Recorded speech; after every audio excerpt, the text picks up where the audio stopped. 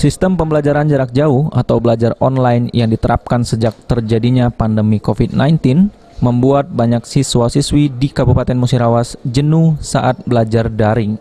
Sekretaris Dinas Pendidikan Musirawas Hartoyo mengatakan, melihat fakta di lapangan banyak siswa di saat menyuruh mengumpulkan tugas daring oleh guru, 50% anak-anak belum mengungkapkan tugas tepat waktu.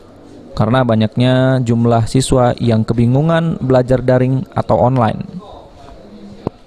Hartoyo juga menambahkan saat ini SD dan PAUD lebih repot dengan dilakukannya belajar daring, karena mengingat anak SD dan PAUD pun masih perlu bimbingan guru untuk membimbing anak.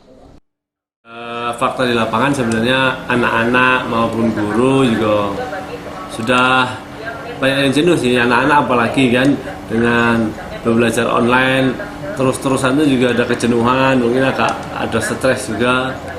Sempat saya juga pernah ketemu dokter anak, ternyata lebih banyak anak stres ketika daring karena ya tugasnya mungkin.